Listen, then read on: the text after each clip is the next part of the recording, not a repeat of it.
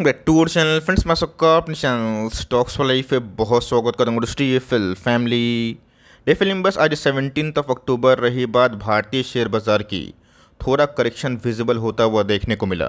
Portfolio की बात की जाए आज, उसमें भी हमें अच्छी खासी गिरावट देखने को मिली। तो बाजार क्यों गिरा और पोर्टफोलियो क्यों गिरा आज के दिन दोस्तों, मुझे कोई ठोस वजह वो तो दिखाई नहीं दे रही, लेकिन यस, मुझे ऐसा लग रहा है कि जो लार्ज कैप कंपनी है, ब्लू चिप कंपनी है, जो निफ्टी 50 में आती है, उन्होंने अभी तक ना कोई स्टेलर परफॉर्मेंस शायद नहीं दिया है। चाहे वो निफ्टी आईटी की बात की जाए, रिलायंस इंडस्ट्रीज़ की बात की जाए, हो सकता है कि बैंकों से हम लोग थोड़ा सा अच्छा उम्मीद कर सकते हैं। लेकिन दोस्तों, मुझसे बहुत सारे प्रश्न पूछे गए कि सर, एफआईआईस मर्सीलेस सेलिंग कर रहे हैं और 2020 के कोविड क्रैश है ना, उन्होंने अक्टूबर के महीने में उससे ज़्यादा माल बेचा, बट बाजार अभी भी टॉप से निफ्टी 1500 पॉइंट और ऑफकोर्स सेंसेक्स 4000 पॉइंट गिरा है। तो क्या हम लोग को ट्रैप किया जा रहा है कि आने वाले कल में हम लोग को बने रहना चाहिए, या जो मुनाफा हमने 4 साल में, 2.5 सालों में बड़ा कमाया है, बेच के निकलना चाहिए? तो मैं कैसे अपनी अनबाइस्ड कमेंट्री ज़रूर शेयर करूंगा। और भारत की इकनॉमी की बात की जाए ना, वो बहुत दुरुस्त है, लेकिन यस, कुछ चैलेंजेस भी हैं,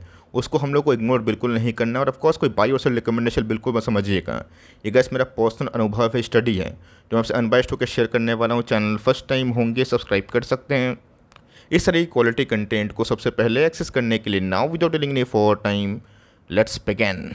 तो बात करते हैं निफ्टी 50 से। आज हमें तकरीबन 250 पॉइंट के आसपास फॉल विटनेस होता हुआ देखने को मिला। आज निफ्टी के लो की बात की जाए, कितना देखने को मिल रहा है वेट दोस्तों, 24,728। और ऑफकोर्स अपने लो के आसपास ही क्लोजिंग हमें देखने को मिली। अगर हम लोग ये उम्मीद करें कि निफ्टी हमेशा भागे, डेली के डेली भागे, हर महीना भागे, हर 6 महीना भागे, ये पॉसिबल नहीं है। शेयर बाज़ार की बात की जाए, रिटर्न्स तो हमें लॉन्ग टर्म में ज़रूर बनते हैं, लेकिन अगर हम लोग ये सोचें कि यही टाइम फ्रेम में बने, ये बहुत ही गलत बात होती है। 12 महीना का साल होता है दोस्तों, और उसमें हमने बहुत सारे स्टॉक्स को देखा जहाँ 10 महीना गिरते हैं, 11 महीना गिरते हैं, बट एक महीना की स्टॉक जब भागता है ना, पूरे 12 महीने के पैसे बनाते हैं। कभी कभी तो दोस्तों ऐसा ही होता है कि स्टॉक 3-3 साल नहीं चलते हैं, बट जो चौथे साल स्टॉक भागता है तो हमें 10 साल के जो पैसे हैं ना, उसकी प्राप्ति होती है। तो देखा गया तो बाज़ार उतना नहीं गिरा, लेकिन पोर्टफोलियो लेवल की बात की जाए, उसमें मुझे तो आज हमें डैमेज फील दिखाई दे रही है। 5 ईयर्स के प्रोफाइल की बात की जाए, निफ्टी 50 की इंडेक्स करना, अगर वो डबल होता है तो बहुत ही अच्छा रिटर्न्स बाजार ने दिया है।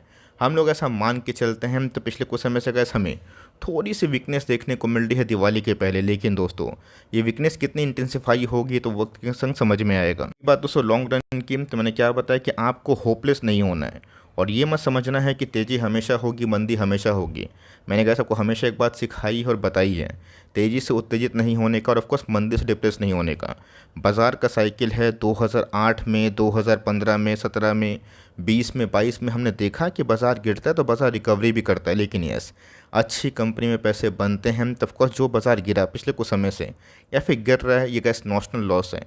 अगर आप इसका हैबिट नहीं डालते हैं तो शेयर बाज़ार में आपको अवॉइड करना चाहिए इन्वेस्टमेंट। इससे अच्छा दोस्तों म्यूचुअल फंड है। लेकिन यस, अब म्यूचुअल फंड क्यों इतना खरीद रहे हैं ना, ये जानना बहुत इंपॉर्टेंट है। तो आज के आंकड़े तो अभी तक अपडेट नहीं हुए, लेकिन यस 16 अक्टूबर तक दोस्तों, 1 अक्टूबर से लेकर 16 अक्टूबर तक, जिसमें बहुत सारे छुट्टी पड़े थे, वीकेंड्स भी आए थे, अगर आप ठीक से देखें ना दोस्तों, तो एफआईएस ने कुछ ऐसा खेल खेला है जहाँ पे इक्विटी मार्केट में, भारतीय शेयर बाज़ार में उनकी होल्डिंग लगातार कम हो रही है।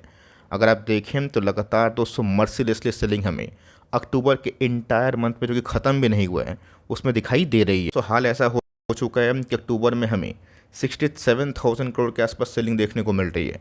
और दोस्तों शायद आज के आंकड़े भी नेगेटिव ही होने वाले हैं, बहुत हाई चांसेस हैं। और ये आंकड़े को अगर आप मिला लेना, ये 2020 में जब कोविड क्रैश आया था, बाज़ार एक महीना के अंदर ही हमें बड़ा फॉल विटनेस दिखाया था, और उसके बाद स्मार्ट रिकवरी भी हुई थी।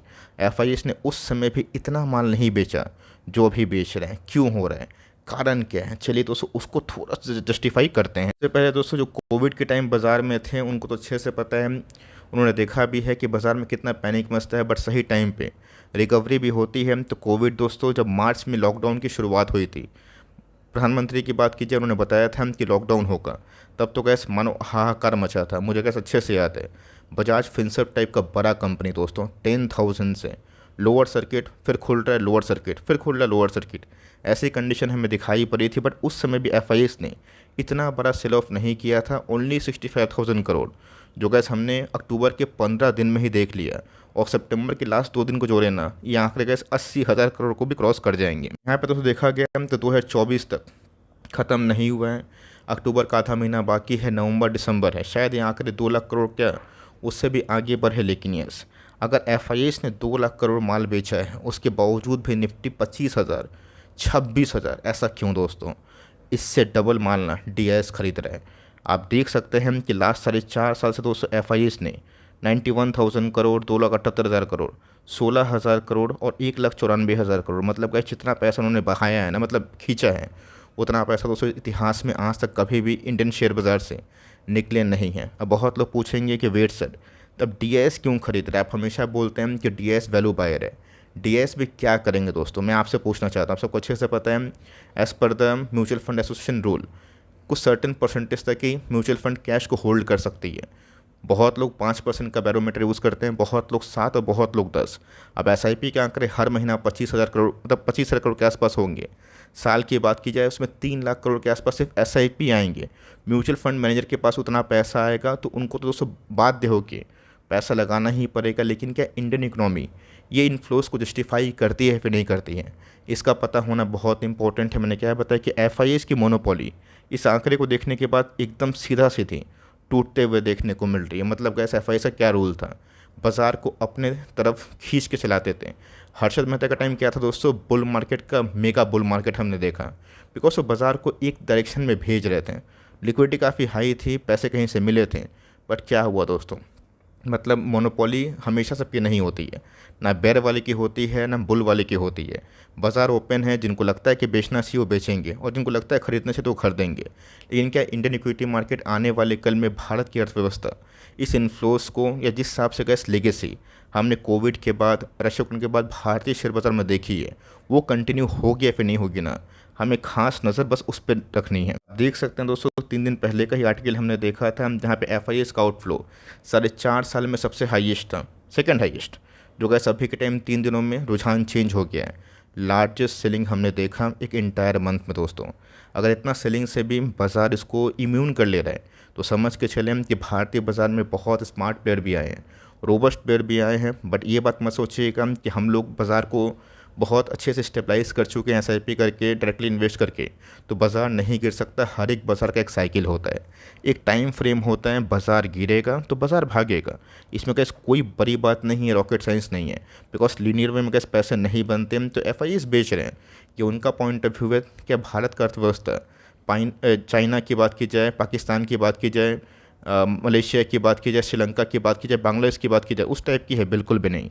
भारत का अर्थव्यवस्था तो अभी भी ना पूरे इंटायर वर्ल्ड से काफ़ी शाइनिंग पोजीशन में दिखाई पड़ती है। कारण है दोस्तों भारत से पैसे निकलने का, सबसे पहला कारण दोस्तों एफआई समझ ही नहीं पाए कि 2020 के बाद भारतीय बाजार इतना मैच्योर हो जाएगा ना कि रिटेल इन्वेस्टर आएंगे बट स्टे करेंगे लॉन्ग टर्म। इन्होंने कैसे सोचा नहीं था, और मुझे भी यही लगता है, बिकॉज जनरली कैसे भले ही एफएनओ में बहुत लोग लॉस किए ना, बट बहुत ऐसे निवेशक भी हैं जो 2020 के बाद मैं देखता हूँ, बहुत लोगों से बात करता हूँ, बहुत लोग बहुत से चैनल्स को फॉलो करते हैं, बहुत सारे लोग से मिलते हैं, तो ये बात अलग है कि एफएनओ में बहुत लोगों ने लॉस किया। बट ऐसे बहुत सारे प्लेयर्स भी दोस्तों जिनको मैं देखता हूँ, जानता हूँ, उन्होंने सही डिसीजन भी लिया, तो इन्वेस्टर्स के पैसे बने तो हैं। बट फ़र्क इतना ही है कि एफआईएस को ये आइडिया नहीं था कि इन्वेस्टर्स आएंगे, छोटे निवेशक, और स्टे करेंगे, और जितना कैश वो सब इन्वेस्टर स्टे करते हैं, एसआईपी करते हैं, एफआईएस को घुसने का मौका नहीं मिलता। एफआईएस चाह रहा है कि भारतीय बाज़ार का जो ग्रोथ है उसका मज़ा लें, बट उनको तो मौका ही नहीं मिल रहा है। और ऑफकोर्स उनको मौका कहाँ मिल रहा है, चाइनीज स्टॉक मार्केट में, जहाँ पे कैसे स्टिमुलस के तरके लगने के बाद इन्फ्लोस उस तरफ ही जाते हुए देखने को मिल रहे हैं। और जो मिडिल ईस्ट में न्यूज़ हमने देखा है इसराइल और ईरान का, अभी तो कैसे वो कहानी हो जाएगी, उसको लेके बहुत कम लोग अभी के टाइम बात कर रहे हैं। लेकिन दोस्तों कैश मार्केट में एफआईएस का तांडव अभी भी कंटिन्यू है। मैंने क्या बताया कि कैश मार्केट पे आपको मैंने डेटा दिखाया, बताया कि कहानी क्या है। लेकिन दोस्तों एफआईएस ना अभी के टाइम कहाँ पे पैसा लगा रहे हैं, आईपीओस में, राइट इशू में, प्रेफरेंशियल इशूज़ में, और सेकेंडरी मार्केट से पैसा बुक कर रहे हैं। ऐसा नहीं दोस्तों कि भारतीय शेयर बाज़ार में वो नहीं आ रहे हैं, पैसा नहीं लगा रहे हैं, बट उनका आने का रास्ता ना दूसरे साइड से है, जहाँ पे पब्लिक एकदम उनको डरा के नहीं रखा है। पब्लिक के पहले ही दोस्तों आईपीओस में, प्रेफरेंशियल्स में, राइट्स में, इशू में पैसे लगा रहे हैं, तो देखा गया तो एफ का पैसा कैश मार्केट से निकल रहा है, जो लॉन्ग टर्म होल्डिंग आप कंसिडर कर सकते हैं, बट दूसरे वे से भी भारत के बाजार में पैसा तो आ रहा है। देखा गया दोस्तों तो चाइनीज़ मार्केट अभी भी थोड़ा क्या काफ़ी चीप है as compare to Indian stock market. लेकिन जब डेटा आप देखेंगे, चार्ट देखेंगे, लास्ट 5-10 ईयर्स का चार्ट हैंगसेंग का, CSI 1000 का, CSI 300 का, तो आपको समझ में आएगा कि चीप है तो वो अच्छा है, वो चीज़ ज़रूरी नहीं है। कोविड के बाद दोस्तों चाइना का इकोनॉमी ना बहुत ही बैकफुट में गया। कोविड में तो फिर भी दिखाई दे रहा था कि कहानी चलो कुछ पलट सकती है, वर्ल्ड के संग वो भी रिकवरी करेगा, बट डेटा तो सुनकर सत्य नहीं होता है। और इसीलिए एफ ने पहले तो चाइना कहाँ छोड़ दिया, बट जब स्टिमुलस मिल रहे हैं तो शॉर्ट टर्म में दोस्तों ये कहानी ना थोड़ी चेंज हो रही है। बट लॉन्ग टर्म दोस्तों मुझे अभी भी इंडियन स्टॉक मार्केट का जो स्ट्रक्चरल है ना फंक्शन, वो काफ़ी अट्रैक्टिव लगता है। तो भले ही दोस्तों शॉर्ट टर्म में इंडिया अट्रैक्ट ना कर पाए ग्लोबल मनी को, लेकिन लॉन्ग रन की बात की जाए ऑफ कोर्स इंडिया का पोजीशन काफ़ी वेल प्लेस्ड। अगर आप देखें 2011 से ना CSI 300 इंडेक्स बहुत ही फेमस इंडेक्स है दोस्तों, तो 2011 से अगर आप देखें इस इंडेक्स ने पैसा ही नहीं बनाया। तो बाई लो सेल हाई करने का मौका मिलेगा तो भले ही 6-8 महीना में वो गुमराह हो जाए, लेकिन दोस्तों उनको भी समझ में आता है कि लॉन्ग टर्म स्ट्रक्चरल स्टोरी कहाँ पे होगी। कल दोस्तों मैंने जॉन चैम्बर्स की कहानी आपको बताई थी, उनका प्रेडिक्शन बताया था कि कैसे इस पूरा दशक को तो छोड़िए, इस पूरे सेंचुरी में इंडिया एक लीडर बन सकता है। बट वही कहानी है कि इंडिया को लीडर बनने में ना कोई ताकत अगर रोकती है तो रोके, बट जो विजन्स अभी के टाइम हमें देखने को मिल रहे हैं वो काफ़ी अट्रैक्टिव है। इन दोस्तों रिपोर्ट्स ये भी बोल रहे हैं कि इंडिया 10 ट्रिलियन की इकोनॉमी 2032 तक की बनेगी और beat US China in manufacturing. तो ऑफकोर्स गैस US को तो हम लोग आराम से बीट कर देंगे इस टाइम फ्रेम में, पर चाइना थोड़ा सा मुश्किल है, बट असंभव कुछ भी नहीं है। जिस हिसाब से गैस मेक इन इंडिया का पॉपुलरिटी बढ़ाना, आपने देखा कि डिक्सन टाइप स्टॉक और कितने दोस्तों स्टॉक जो कि मेक इन इंडिया में काम कर रहे हैं ना, क्या गजब का फ़ायदा उठा रहे हैं। आपको याद होगा कि मैंने गैस मेक इन इंडिया को लेकर कितना ज़्यादा इस चीज़ को कवर किया था, एम्बर, डिक्सन, कितने सारे स्टॉक्स को मैंने कितने बड़ा वीडियो बनाया था। जब वो सब स्टॉक्स भाग नहीं रहे थे, क्यों भाग रहे हैं? बिकॉज जिस हिसाब से गैस कंपनी ऑर्डर्स ग्रैब कर रही है, बड़े बड़े कंपनी से MOU साइन कर रही है ना, चाइना से दोस्तों बहुत सारे इंडस्ट्री यहाँ पे शिफ्ट हो रहे हैं और इंडिया के लिए दोस्तों बहुत ही अच्छा ट्रिगर पॉइंट है। अगर इसको इंडिया मैनेज कर सकता है सक्सेसफुली, तो आने वाले कल में गैस मुझे मैन्युफैक्चरिंग से ना एक बहुत ही बड़ी उम्मीद है। खासकर देखा गया तो इंडिया दोस्तों poised to be third largest economy, rising population a challenge. तो सिंपल सी बात है गैस, बहुत लोग कमेंट बॉक्स में पूछते हैं सर कि चलिए इंडिया का इकोनॉमी बढ़ रहा है, भारत की अर्थव्यवस्था अच्छी कर रही है, टेक्नोलॉजी काफ़ी इन्हेंस हुआ है, स्टार्टअप काफ़ी अच्छा आ रहे हैं, what about per capita income? तो गैस वो भी ठीक होगा। पॉपुलेशन की बात की जाए वो तो बढ़ रहा है, तो इंडिया का दोस्तों खासकर गवर्नमेंट के पॉइंट ऑफ व्यू से ना एक बहुत बड़ा टास्क है स्किल्ड लेबर का। अगर हम लोग दोस्तों अनस्किल्ड लेबर को स्किल्ड लेवल में कन्वर्ट करने के लिए सक्षम हो जाए ना, तो मुझे गैस पक्का यकीन है कि भारत जिस हिसाब से आप आँक रहे हैं अभी के टाइम, उस हिसाब से ना आके भारत की बात की जाए, इसमें अमीर भी है, गरीब भी है, जो डिज़र्विंग उनके पैसे बनते हैं, जो किसी का प्रॉब्लम आसान करते हैं, पैसे उन्हीं के बनाते हैं। रिलायंस की बात की जाए, नेट सस्ता किया, भले वो पैसे कमाए दोस्तों, लेकिन हमारा प्रॉब्लम सॉल्व किए ना। जो प्रमोटर्स में वो विजन है, वो पैसे कमाते हैं खुद के लिए भी, अपने इन्वेस्टर्स के लिए भी। तो मुझे क्या पॉपुलेशन से कोई खतरा दिखाई नहीं पड़ता, बट उसमें जो अनस्किल्ड लेबर्स है ना, अगर उसको स्किल्ड में हम लोग कन्वर्ट कर दें तो इंडिया इस पूरे दशक या पूरे सेंचुरी का एक बहुत बड़ा किंग मेकिंग कंट्री बन सकता है। खास मैं एक ही बात बोलूँगा कि अभी तक जो बड़े नंबर्स हमने देखे, खासकर मैं उससे कैसे बहुत इंप्रेसिव टोन फील नहीं कर रहा हूँ। बिकॉज इवन दोस्तों मैंने ऑटो के सेल्स में भी ना डिक्लाइन देखा एडवांसेस में, मतलब वीक फेस्टिवल है, RBI ने कैसे रेट कट नहीं किया, इन्फ्लेशन अभी भी चिंता का विषय है। देखता हूँ चीज़ कब तक ठीक होगा, लेकिन यस बड़े से बड़े क्राइसिस में बाज़ार थोड़ा ठंडा होता है, बट टूटता नहीं है, ख़त्म नहीं होता है। मैं तो गैस होल्ड ही करूँगा, बिकॉज मेरा विजन अगर लॉन्ग टर्म का है, 8 साल, 10 साल, 15 साल, 20 साल का, तो मुझे गैस 8 महीना में क्या होगा ये चिंता करके कोई फ़ायदा नहीं है। ये गैस मेरा पॉइंट ऑफ व्यू है। रेस्ट अपने मर्जी के मालिक है। देखते हैं कि बैंकिंग स्टॉक्स के नंबर्स क्या बाज़ार को अट्रैक्ट करते हैं, बिकॉज हमने दोस्तों कोविड के बाद ही देखा ना कि बैंक स्टॉक्स के नंबर्स काफ़ी अच्छे आ रहे हैं, जिसकी वजह से निफ्टी का पी रीजनेबल है, वरना गैस निफ्टी का पी अभी भी ना काफ़ी महंगा होता है। देखते हैं कि अभी भी दोस्तों रिजल्ट सीजन बाकी है, बहुत सारे नंबर्स आना ड्यू है। आपका क्या पॉइंट ऑफ व्यू है कमेंट बॉक्स में ज़रूर बताइएगा। बहुत लोग कमेंट बॉक्स में पूछ रहे थे FIAs और DS के बारे में, तो मैंने कैसे अनबायस्ड होकर वीडियो बनाई, थोड़ी लंबी हो गई, माफ़ करिएगा, लेकिन ऐसे बीच बीच में वीडियोस मैं बनाता रहूँगा। वीडियोस पसंद है तो प्लीज़ लाइक करिएगा, बहुत मेहनत लगी है दोस्तों। और कुछ डाउट होगा तो कमेंट बॉक्स में पूछिएगा, और चैनल को सब्सक्राइब ना अभी के अभी करिएगा, और मोटा सा लाइक ठोक दीजिएगा दोस्तों। मिलते हैं जल्दी ही, तब तक के लिए bye. Thanks for listening friends, God bless you all.